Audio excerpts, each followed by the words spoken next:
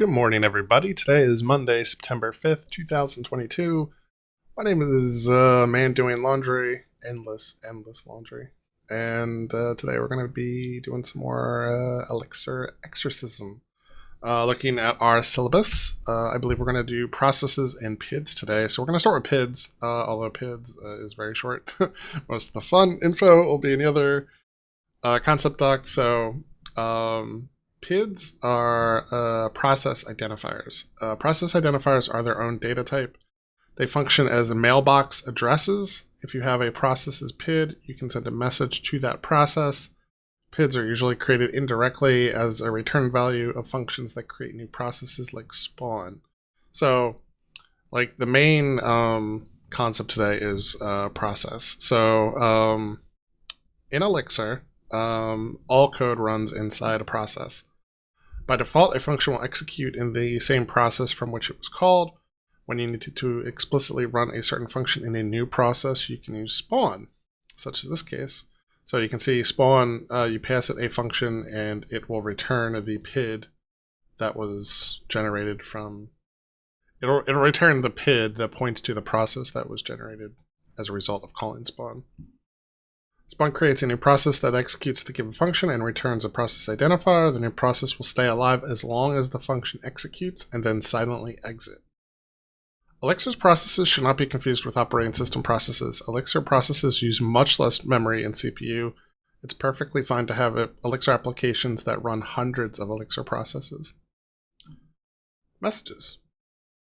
Processes do not directly share information with one another. Processes send and receive messages to share data. You can send a message to any process with send. The first argument to send is the PID of the recipient. The second argument is the message. A message can be of any type. Often it consists of atoms and tuples. If you want to get a response, you should include the PID of the sender somewhere in the message. You can get the PID of the current process with a call to self. Send does not check if the message was received by the recipient, nor if the recipient is still alive. The message ends up in the recipient's mailbox, and it will only be read if and when the recipient explicitly asks to receive messages. A message can be read from a mailbox using receive. It accepts a do block that can pattern match on the messages. So you have an example here, receive. It's going to match the messages and execute appropriately. Receive will take one message from the mailbox that matches any of the given patterns and executes the expression given for that pattern. If there are no messages in the mailbox or none of the messages in the mailbox match any of the patterns, receive is going to wait for one. Receive loop. If you want to receive more than one message, you need to call receive recursively. It is a common pattern to implement a recursive function, for example, named loop, that calls receive, does something with the message, and then calls itself to wait for more messages. If you need to carry some state from one received call to another, you can do it by passing an argument to that loop function. So, and then to learn more, they give you some links to the Elixir guide on processes, as well as spawn, send, and receive, as well as a link to the actor model Wikipedia page. So this concept of processes is actually part of the runtime. So we often talk about how Elixir runs on top of the beam. The beam is the abstraction that generates these processes, and that is like an Erlang technology. But yeah, like what you'll experience learning Elixir is that processes are everywhere. You will experience them. If you're building like a Phoenix or a LiveView application, you'll see processes there, particularly with LiveView. When you run unit tests, you'll see processes there because each test runs within a process. And as they kind of talk about here, processes are an abstraction. They're not like connected to like a given CPU thread or something. So like you'll learn over time that processes are generated. And then there's like a thing in the beam that like schedules execution time for each process and kind of like doles it out appropriately. And that can be very performant, and it also can be very safe in that like the beam will never let one process like kind of like block the CPU, for example. But anyway, this is baby steps into processes. The example we're going to do today is called TakeANumber. You are writing an embedded system for a TakeANumber machine. It is a very simple model. It can give out consecutive numbers and report what was the last number given out. So with that done, we're going to download our example. And we'll go into it and we'll open it up in VS Code. And we'll open that up. And let's, that's interesting. Test. We're gonna put the test up here. And then we're gonna put the README down here. And I'll close that. And I'll close that. And we'll get started. All right.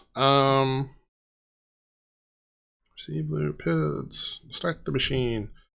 Implement the start function. It should spawn a new process that has an initial state of 0 and is ready to receive messages. It should return the process's PID. So for example, start, and it'll start with that. Okay. So let us do spawn, and then note that each time you run this code, the PID may be different. Yeah, I understand that. Did they talk about the initial state?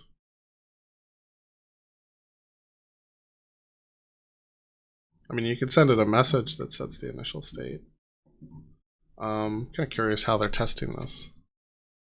So they're going to say PID reports its own state. Report the machine state. Okay.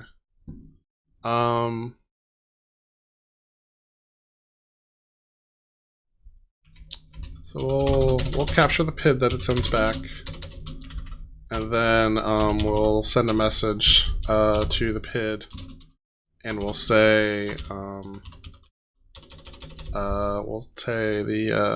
what is it, count? Do they eventually ask you for? TakeANumber self. We'll just say current number. Current number, and we'll give it a value of 0. And oh, you're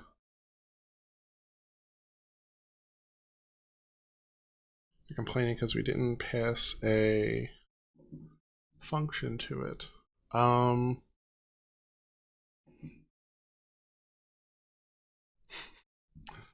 Let's see here. Messages receive loop.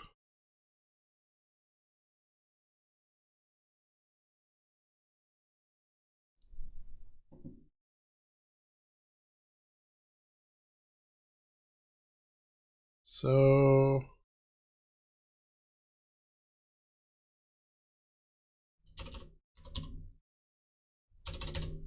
all right. I need to get this in my head, because we need to implement the this different receive loop. So what are the kind of messages we're going to accept? We're going to accept a message called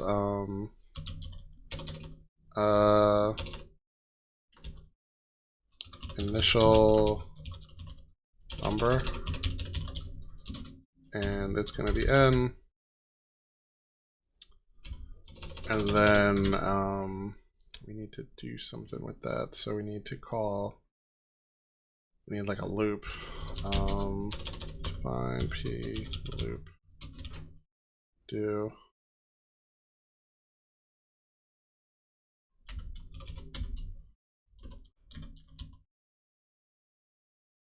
I'm like bombing on this already because I don't. It's funny because it's like when you work as a day-to-day Elixir developer, I don't write a lot of gen servers or processes stuff myself. So it's definitely not something that like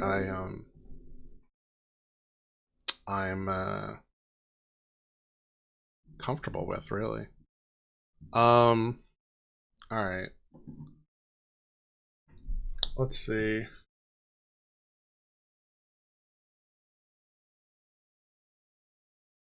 So when they call start, it needs to return the PID. PID is not self. PID is not start, so the second one should do it. So, I mean, I understand, like, eventually it's got to call spawn.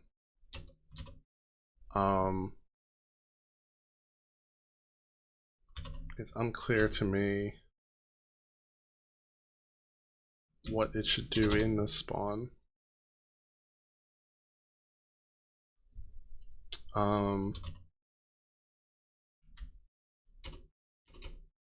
I think inside the spawn it would call receive, and it would just look for the messages.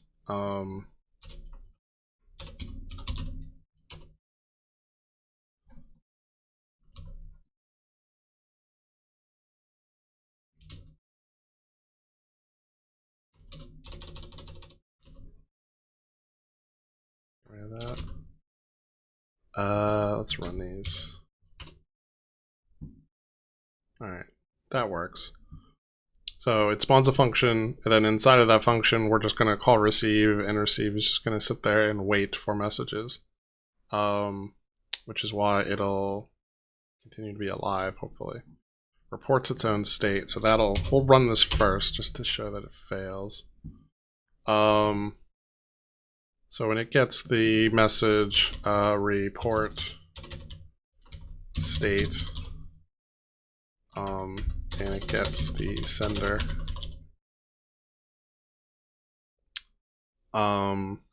we need to send sender. We're gonna send 0,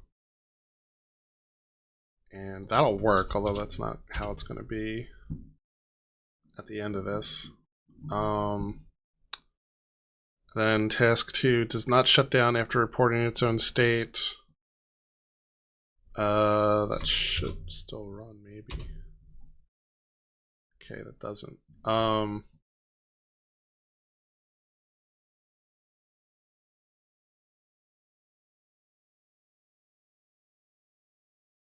Receive do loop. So what we'll want to do is do the loop thing.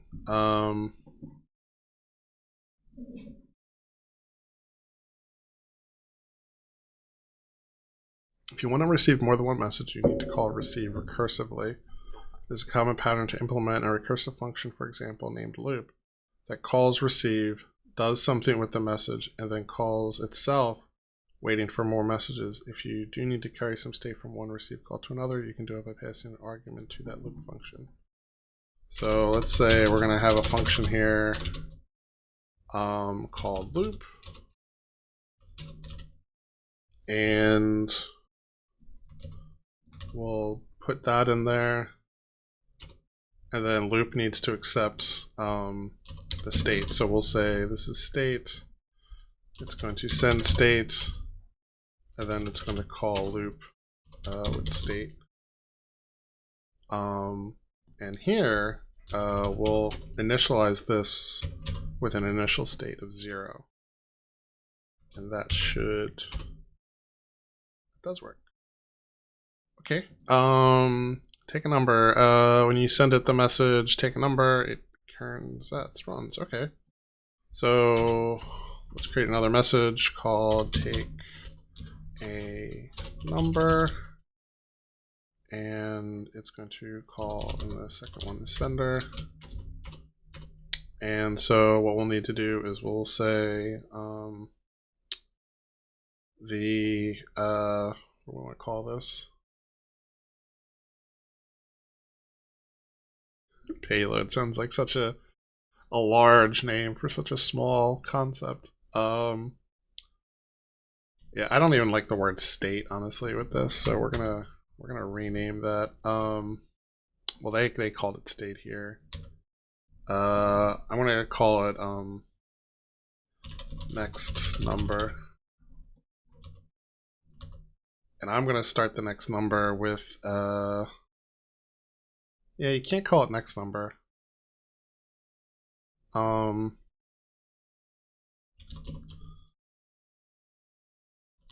Previous number. The previous number represents, like, you know, the last number that was given out. In this case, it will be 0. And so you can say next number equals previous number plus 1. And then you can sender, and it's just the number, right? Yeah, you'll send them the next number, and then you'll call loop with the next number. And that can't be, gotta be previous number. Alright, gives out a number. Run a cursor.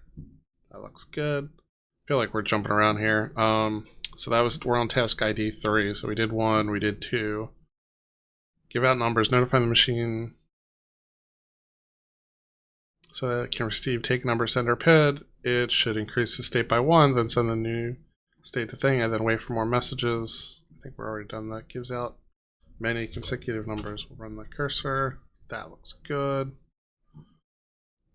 Task 4 stops. That's going to fail.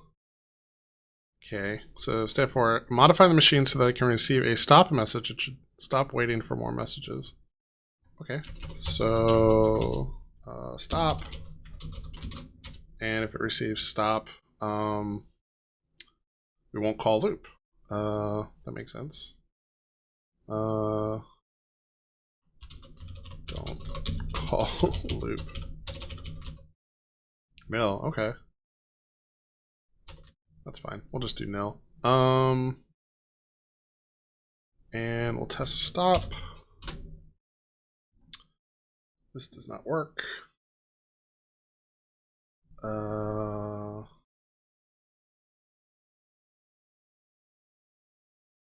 Why does this not work? Run test. Unexpectedly received message 0, which matched to 0. Refute receive 0. Line 70. So this created a process. The process was alive. It said report state. It got 0. It told it to stop. Then it said report state, and it got 0 when it should not have.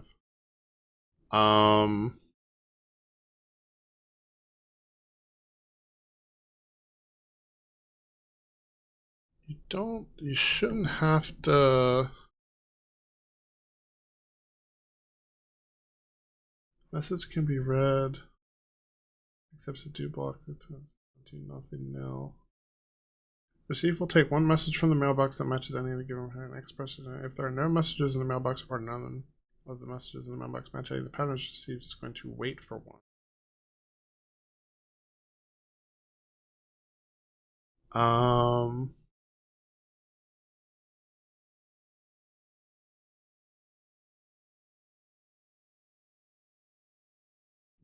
I don't think they really. They didn't really tell us a way to like stop a process. Modify the machine so that it can receive a stop message. It should stop waiting for more messages. Did they ever teach us how to stop waiting for more messages? It accepts a do block that can pattern match on messages. Receive will take one message from the mailbox that matches any of the given patterns and execute the expression given that pattern. If there are no messages in the mailbox or none of the messages or the right patterns received, is going to wait. I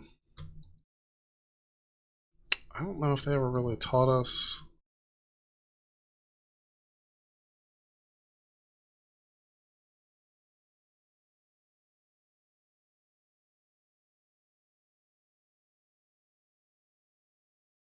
Flush. Cell, spawn. We can send a message to process and receive them with receive. When a message is being sent to a process, the message is stored in the process mailbox. The receive block goes to the current process mailbox, searching for a message that matches any of the given patterns. Receive supports guards and many clauses such as case. The process that sends the message does not block send. It puts a message on the recipient's mailbox and continues. In particular, the process can send messages to itself. If there is no message in the mailbox matching any of the patterns, the current process will wait until another one. A timeout can also be specified. But like, a timeout of 0 can be given when you already expect. Let's put it together. They didn't teach us timeouts though.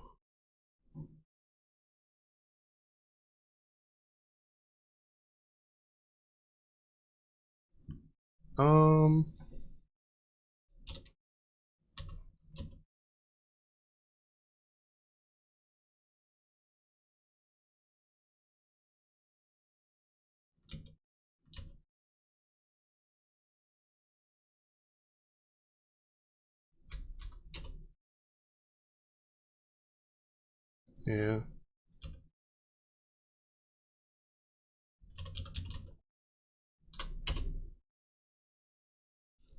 I don't like that because they never taught us after. I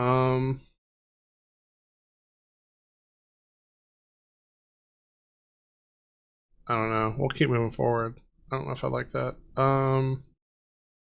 That was it for number 4. For task 4, for task 5, modify the machine so that when it receives an unexpected message, it ignores it and continues waiting for more messages. Okay.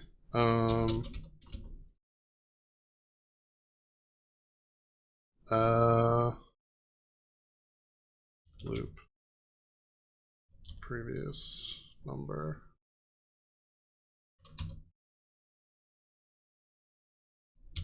Run at cursor. That failed.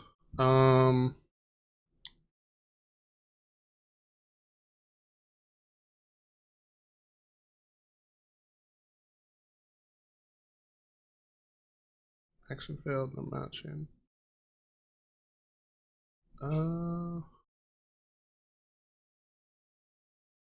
Ignores unexpected messages and keeps working. So this failed at 85.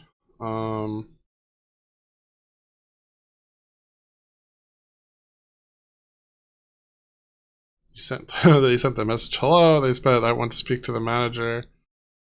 And nothing happened there. Then they said, take a number. It got 1. They said, report state. And then they got 1. Or no. The process mailbox is empty. Start receive 1. Why didn't you get stop? Well, I mean, stop returns nil.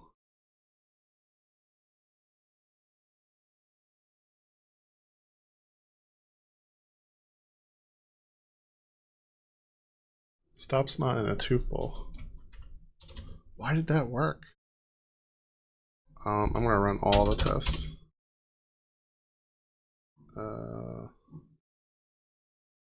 Ignores unexpected messages and keeps working. No, wait.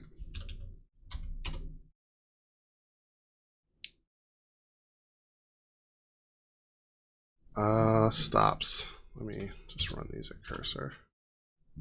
Alright, it does stop. Stop works. 5 does not work. Test ignores unexpected messages and keeps working.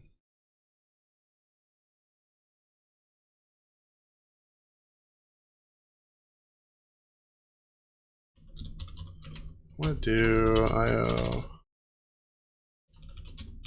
expect received unexpected message. I'm going to spell received right. And let's run this.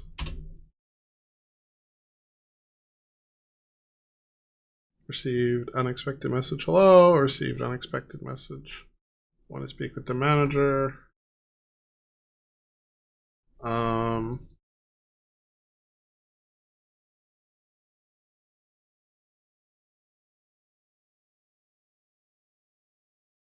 Send that, receive one.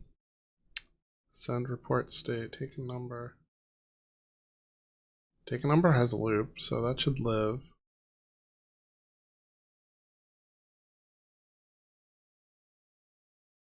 Start receive, report state.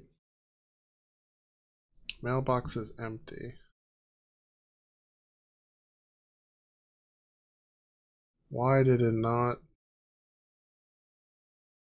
report state?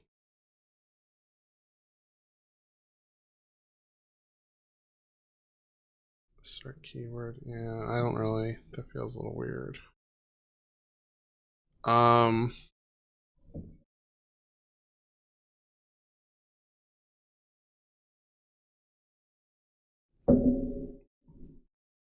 Everything else still works, right? Test one.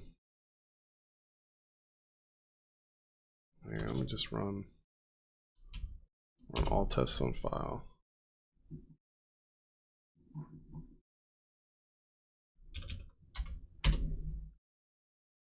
We have 3 failures. 75, 43, 26. Does not shut down after reporting its own state. That doesn't work anymore? No.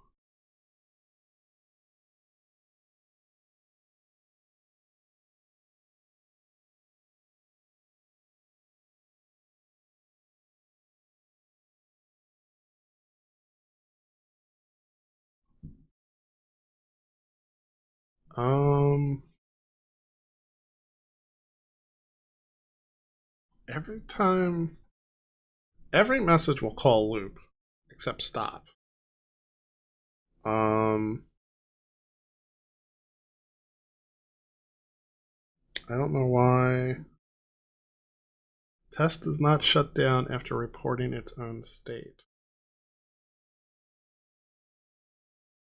Grabs a number, sends the message report state with self, and it'll get back 0. That works.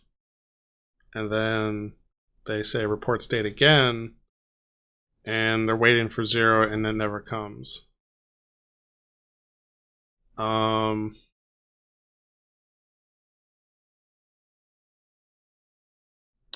don't think that after is what we're looking for. I think, yeah, that was not what we wanted.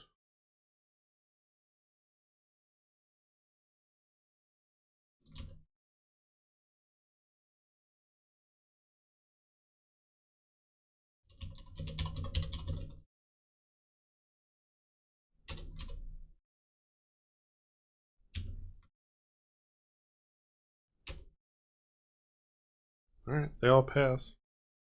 So yeah, gets a message. So stop is the only thing that doesn't call loop. Otherwise, they all call loop. Take a number, calls it with a different state. Otherwise, report state just returns previous number. Okay. Yeah. Alright, I think that looks good. Is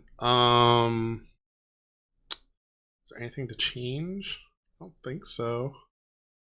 You could put that all on one line if you really want to be pretty little.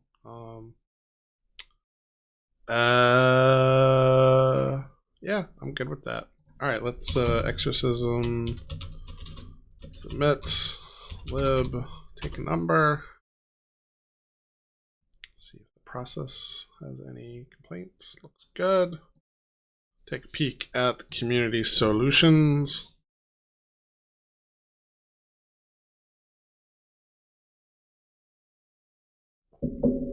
They use the variable name PID instead of sender. That's fine. I mean, I'd rather write the variable name to capture like the domain concept of the of what it is, the value, not the type. So like PID is a type. It's not a description of what, where it is. So capturing it as PID and then saying send PID and stuff, that can be a little abstract, a little too abstract. But so they turn the value OK instead of nil. Wonder if others do that as well. Let's see. So they say exit stop. That's kernel stop.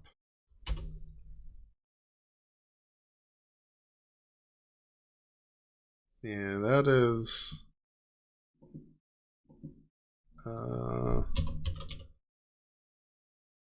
system stop agent. It's not application. I don't know. Or no, exit. It's not stop, it's exit. Exit kernel. There you go. That's one. Stops the execution of the calling process with a given reason. Since evaluating this function causes the process to terminate, it has no return value inlined by the compiler. When a process reaches its end, by default, it exits with a reason normal. You can also call explicitly. Okay, so that it will. When a process reaches its end, by default, it exits with reason normal. You can also call exit explicitly if you want to terminate the process, but not signal any failure. Cool. Yeah, so we don't have to call that, but it looks like we can if we wanted to.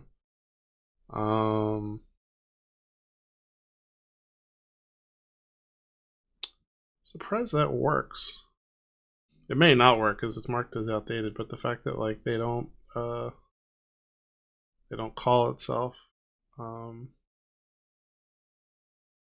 process.put state. Yeah, this is a curious implementation for me anyway. Initial state, ticket number.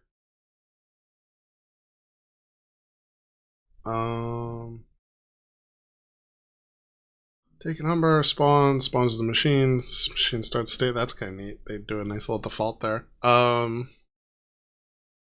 Stopped, port state, send.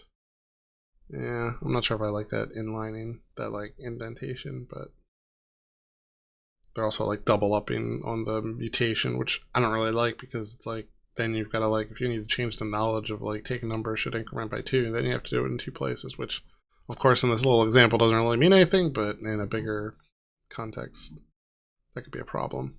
But cool. Well, I think we're going to go with our solution as is.